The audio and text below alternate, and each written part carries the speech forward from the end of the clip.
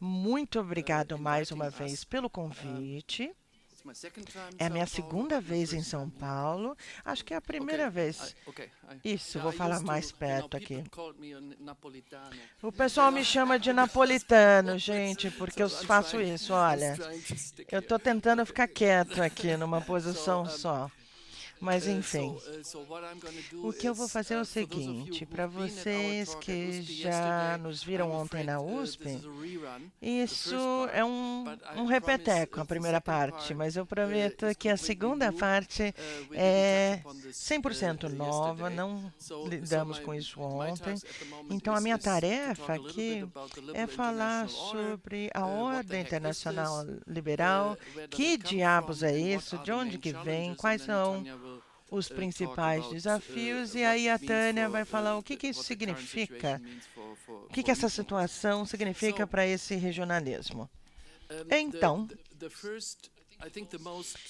acho que o termo mais contestado e todo o conceito nessa ordem internacional liberal, com certeza, é o vocábulo liberal. Não é claro, é política. Tem muita política envolvida aqui. Antes da gente estava aqui, a gente visitou o México e antes disso os Estados Unidos. E nos Estados Unidos, se você fala liberal, é tóxico, entende? Você não pode usá-lo no momento porque você é identificado como socialista, quase marxista, de esquerda, quase um viés muito marxista. Deixa eu ser muito claro. O que a gente quer dizer como liberal? Isso tem a ver com o cluster e o cluster de excelência que a gente mencionou antes. Nós estamos falando de um tipo específico de filosofia originado na Europa, mas tem esse espectro universal. A essência é a ideia da autodeterminação individual, entende? Como a essência e de todos os tipos de ideias que giram em torno disso. Liberal como liberdade e assim por diante. Não tem nada a ver com ideologia política. No nosso país, nós temos um partido chamado Liberal, mas não tem uma agenda específica com relação ao termo liberal. Eu só quero deixar isso muito claro, para que não haja nenhuma confusão. Também falamos, isso é muito importante para a gente mencionar, estamos falando da ordem internacional liberal, não da ocidental. Porque nos países ocidentais, como nos Estados Unidos, também na Europa, há essa mitologia, vamos dizer, de que essa ordem internacional foi criada depois da Segunda Grande Guerra como uma invenção dos Estados Unidos e um pouquinho da ajuda europeia, principalmente britânica. E isso é mitologia, é historicamente errado. Eu não digo que os Estados Unidos não sejam importantes, mas vários outros países se envolveram nisso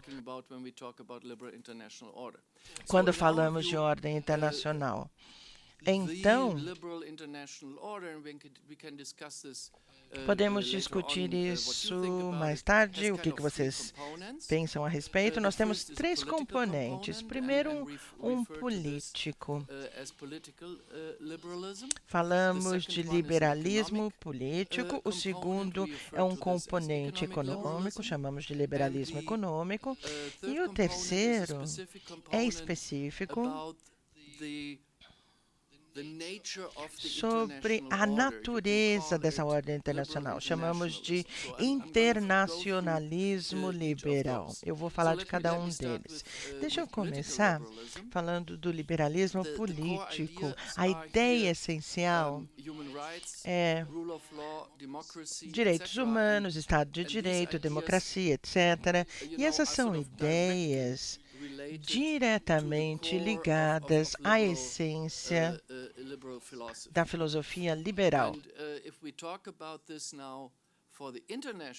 Se falarmos sobre isso com relação à ordem internacional, direitos humanos não tem a ver com jurisdição doméstica, mas nós estamos falando de leis internacionais, legislação internacional, ordem internacional. Eu não vou fazer uma análise histórica muito ampla, mas enfim, depois da Segunda Grande Guerra, muitas dessas ideias fazem parte do Estatuto de 1945 e a Declaração Universal de Direitos Humanos de 1948. E isso tem muito a ver essa mitologia da hegemonia americana depois da Segunda Grande Guerra. Essa Declaração Universal dos Direitos Humanos de 48 não teria acontecido sem a ajuda norte-americana. Eles foram extremamente importantes. A propósito, diplomatas iranianos também. A história é muito, muito interessante e é um mito dizer que é só americano ou norte-americano. Então, isso vai muito além do que possamos chamar de essência ocidental. Na verdade, o Brasil foi extremamente importante na época também. Vamos passar um pouquinho. Eu já estou ficando sem tempo, né, Tânia? Acho que eu vou ter que dar uma corridinha agora. Estou bem de tempo? Como é que eu estou? Então, essencialmente, nós temos esse regime de direitos humanos com um conjunto de acordos internacionais e temos muitos regimes de direitos humanos regionais. Os mais preeminentes, o americano, o norte-americano e o europeu. E alguns desses acordos são muito intrusivos. Por exemplo, a ideia de direitos humanos, que o pessoal tenha direitos individuais, já é uma intrusão se a gente pensar sobre o ponto de vista de soberania. Porque não é um domínio doméstico tão somente. Um exemplo com relação a legislações internacionais, a proibição da tortura, mesmo que o seu país não seja membro de convenções específicas, ele é parte da legislação internacional e é um princípio geral de lei e legislação internacional. Portanto, a proibição de tortura. E aí uma discussão de há muitos anos, há 15 anos já, depois da invasão americana do Iraque, a Baía de Guantánamo, enfim, tudo isso. Nós temos esse regime intrusivo com relação aos direitos humanos, e o que é interessante a respeito disso é que não há um único Estado no sistema internacional de que não seja parceiro nesses tratados, e pelo menos entre 2, 3, 4 desses acordos. Então, a Arábia Saudita, por exemplo, a China, vocês podem considerar que não sejam estados liberais, ou a Rússia, todos são como parceiros em todos ou alguns desses acordos. Eu não estou falando como compliance. Compliance é algo completamente diferente. Nós sabemos que tem a tortura e assim por diante, mas em termos de compromisso, esses são valores internacionais e, dadas as situações do debate hoje, nós não devemos esquecer que pelo menos os Estados se comprometeram com esse tipo de princípio. Nós temos as democracias, enfim, na América do Norte, Japão, etc. Mas eu quero diminuir isso um pouquinho no momento. O segundo componente é o liberalismo econômico, como eu falei, essa economia de mercado, esse sistema de comércio baseado em regras, aberto. A origem, mais uma vez, nós podemos colocar numa parte no local específico, um hotel em New Hampshire, nos Estados Unidos, em 44, Bretton Woods. E também todos os acordos foram negociados. O gato, aqui essa foto no slide, eu acho que temos, pelo menos nessa foto, todos homens. Isso mudou desde então. Mas esses senhores sentados ali discutindo, e mais uma vez, o acordo estabelecido em Bretton Woods foi dominado pela Grã-Bretanha, pelo Reino Unido e pelos Estados Unidos, negociado basicamente pela Grã-Bretanha. Na época, há 2 anos, eu fiquei sabendo no México que, na verdade, não é bem isso, não é bem assim. Os mexicanos se envolveram nisso. Então, se falarmos de uma economia global, nós tivemos influência de outros países desde o comecinho.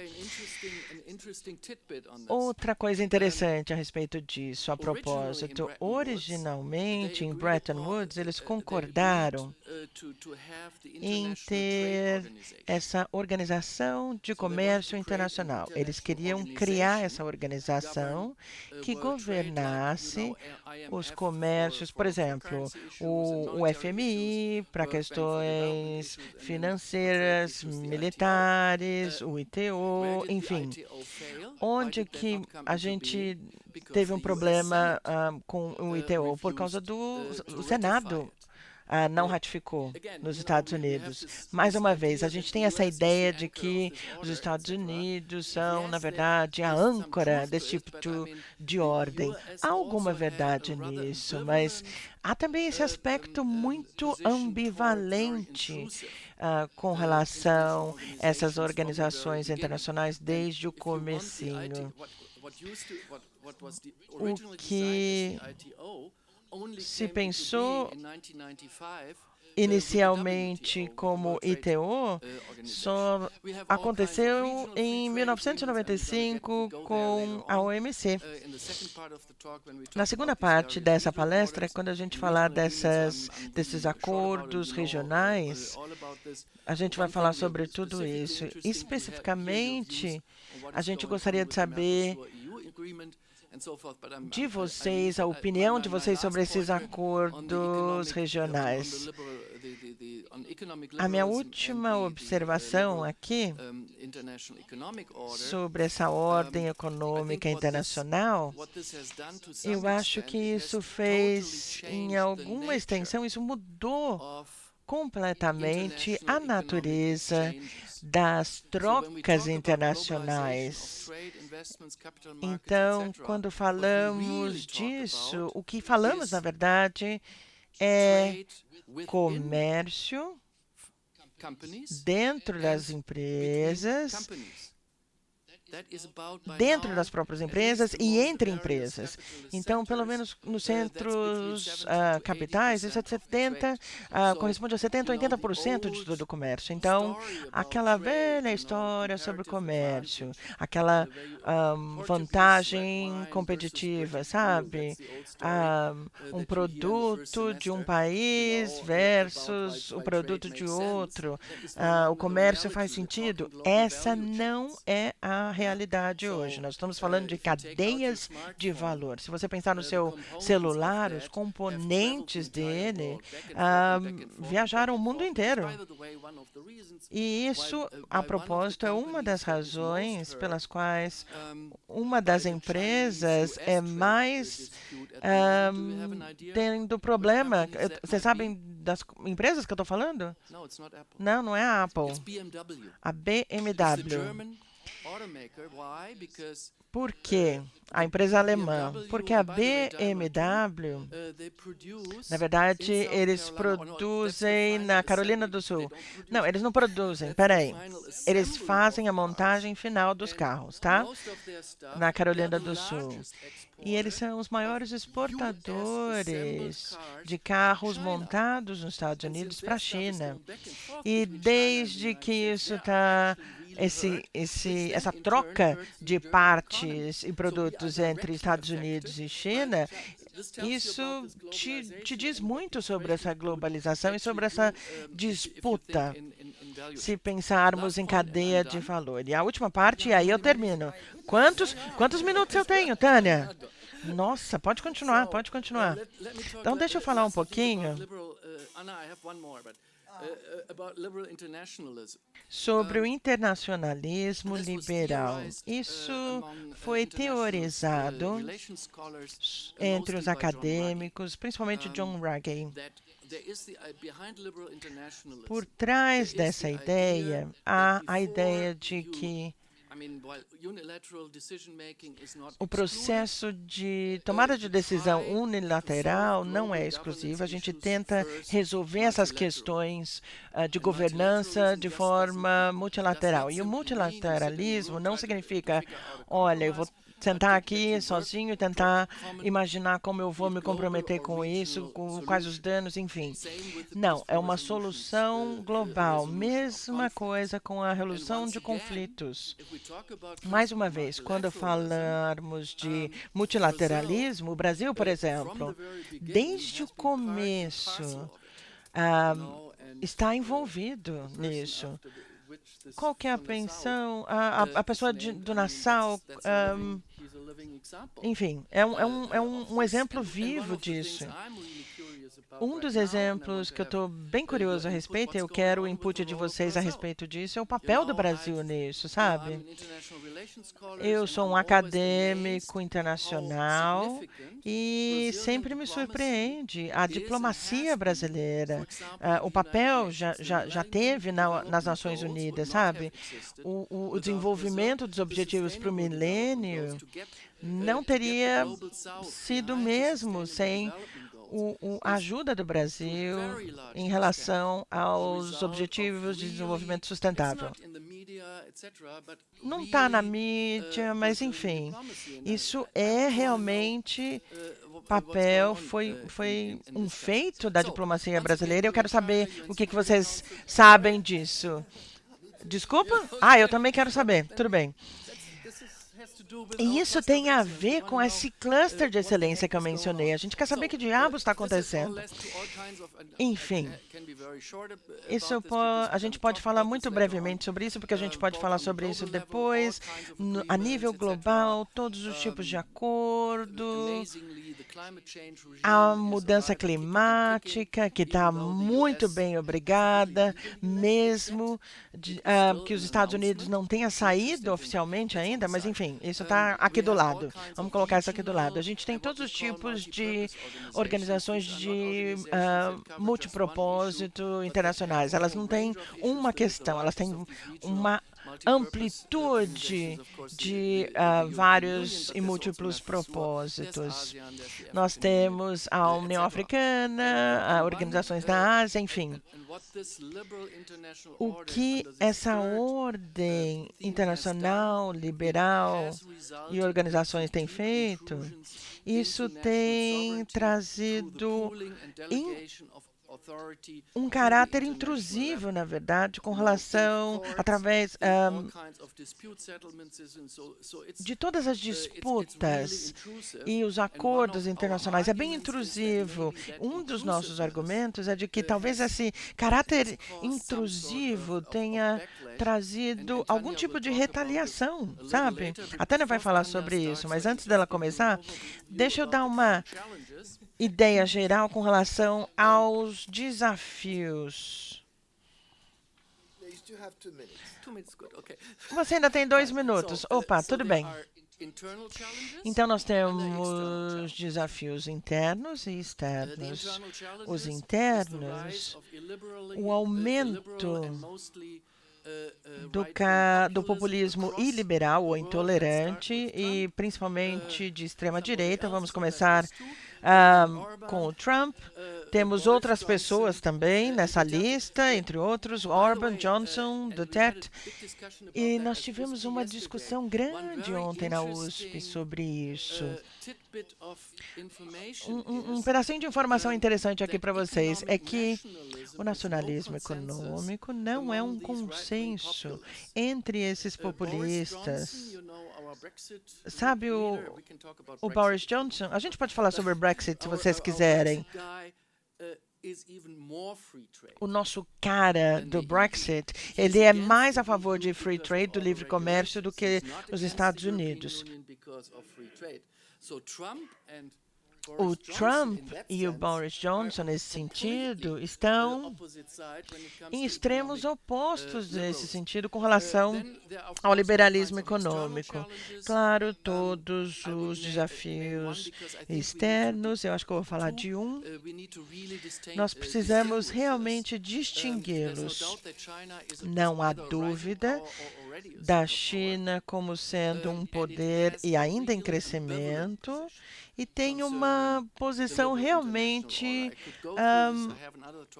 uma posição ambivalente quando falamos de ordem internacional liberal. Eles estão a favor das reformas da OMC, questões de governança. A China é a líder nessa questão. Os Estados Unidos e a China estão trabalhando muito de perto com relação a algumas questões como mudança climática, mas não com relação a direitos humanos, por exemplo. A gente pode falar sobre tudo isso durante as perguntas e respostas. Segundo desafio externo é a Rússia, que eu não acho que seja uma potência em crescimento, mas em declínio. É o que o Putin tem feito nos últimos anos, a situação econômica piorou na Rússia, ao invés de ter melhorado. A gente pode discutir isso também. E é interessante comparar a China com a Rússia, porque a Rússia tinha esse papel, sabe, disruptivo. E a China é muito mais ambivalente nesse sentido. Com relação ao aspecto liberal, vamos imaginar que o Trump, o Bolsonaro e todos esses não existissem, e na China existisse na ordem internacional, nós ainda teríamos esses aspectos e desafios muito, muito importantes. Claro que nós temos a mudança climática como o tema número 1 na Europa, atravessou já aqui o Atlântico em termos de preocupação. Hoje, precisamente, nós temos protestos, o movimento segundas, o movimento chamado Sextas-feiras em Defesa do Futuro, já começaram em outros países, mas começou também no Brasil. Nós temos as pressões com relação à migração. A propósito, esses dois aspectos e questões estão ligados.